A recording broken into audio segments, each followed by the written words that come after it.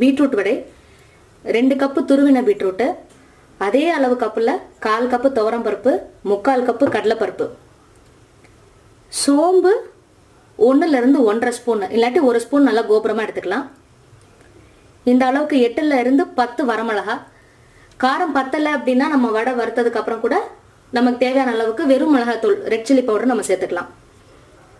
2 medium size வெங்காயம் பொடியாக நறுக்குனது, கருவேப்பிலை, கொத்தமல்லி கொஞ்சமாக, அது ஒரு வடையோட டேஸ்ட்டுக்காக.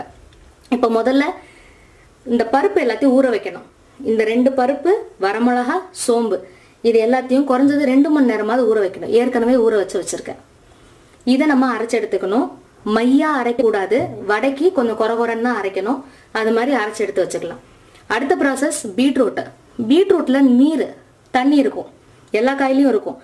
இந்த பீட்ரூட் எடுத்து இப்படி புழிஞ்சோம்னா தண்ணி வரும். நல்லா இருக்க புழிஞ்சிட்டு இந்த பீட்ரூட்டை யூஸ் பண்ணிக்கலாம். ஒரு மெத்தடு. இன்னொரு மெத்தடை இதை வதக்கிக்கலாம். இப்போ நான் வதக்கி தான் செஞ்சு காமிக்க போகிறேன். இந்த புழிஞ்ச தண்ணியை ஜூஸ் மாதிரி நம்ம குடிச்சிக்கலாம். இப்போ பருப்பு அரைச்சிட்டு இதையும் எப்படி வதக்குறது அப்படிங்கிறத முதல்ல பார்ப்போம். நம்ம பீட்ரூட்டை வதக்க போகிறோம். நான் நான்ஸ்டிக் பேன் எடுத்திருக்கேன். நீங்கள் சப்போஸ் வெறும் இருப்பு செட்டில் பண்ணுறீங்க, ஒட்டாமல் வரணும்னு நினச்சிங்கன்னா 1 ஸ்பூன் எண்ணெய் விட்டுக்கலாம். ரொம்ப இதுக்கு எண்ணெய் தேவைப்படாது.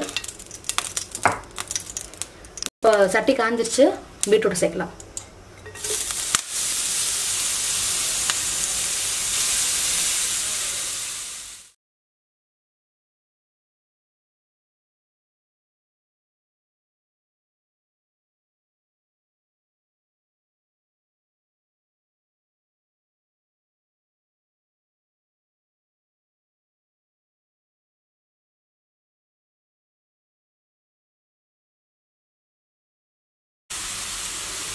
ஓரளவுக்கு மிதமான தீயில அடிக்கடி கிண்டி விட்டுட்டே இருக்கணும், இல்லைன்னா கீழே பிடிச்சி போயிடும். இதோட ஈரத்தன்மை போகிற வரைக்கும் வதக்கினா போதும். பீட்ரூட்டுக்குன்னு சில பச்சை வாசம் இருக்கும், ஒரு மாதிரி மண் மாதிரி ஒரு வாசம் தெரியும். அந்த வாசமும் நம்ம வதக்கையில போயிடும்.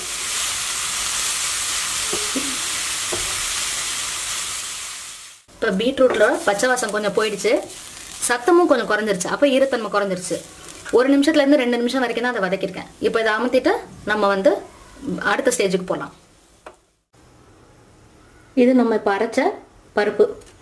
தண்ணி விடாமல் அரைச்சிருக்கேன். மிக்சியில் சிக்கிச்சு அப்படின்னா லேசாக தண்ணி தெளிச்சுக்கோங்க. கொஞ்சம் குறன்னு அரைச்சிருக்கு. இது நம்ம வதக்கின பீட்ரூட்டு. இப்போ இதில் இந்த பருப்பை சேர்த்துடலாம்.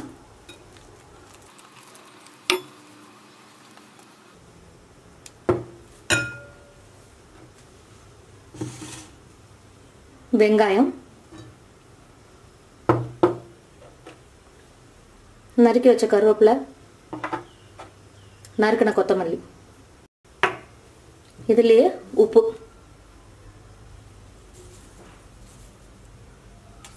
இது எல்லாத்தையும் பிணைஞ்சிட்டு இப்ப வடையா தட்ட வேண்டியதான்.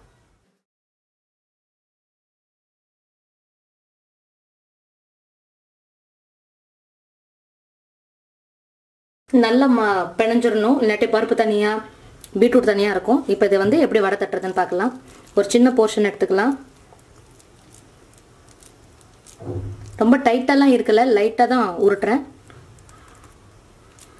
உள்ளங்கை இல்லாட்டி விரல் பதியும். விரிசல் இல்லாமல் தட்டிக்காங்க.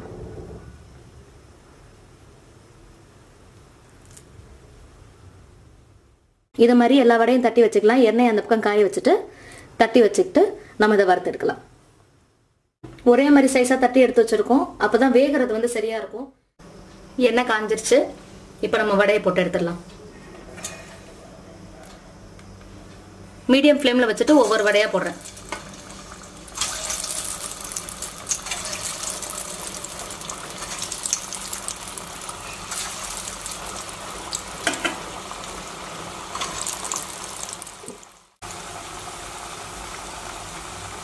போட்ட உடனே நுரைச்சிக்கிட்டு வரும்.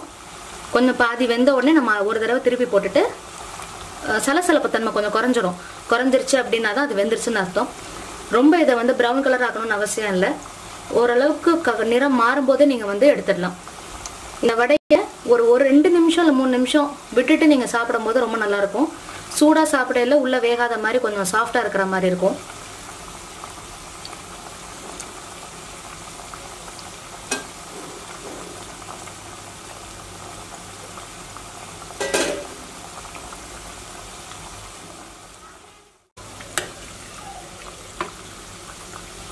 இப்போ இதை திருப்பி போட்டுடலாம். மீடியம் ஃப்ளேமில் வச்சுருக்கேன். டெம்பரேச்சரை ஒரே மாதிரி மெயின்டைன் பண்ணிக்கணும். குறைஞ்சிச்சு அப்படின்னா கொஞ்சம் தீயை கூட்டிக்கங்க. உள்ளே வந்து பருப்பு வந்து நல்லா வேகணும். அதனால ஹை ஃப்ளேமில் வச்சு வறுத்துறாதீங்க. கலர் மட்டும்தான் மாறுமே தவிர உள்ளே வேகாது.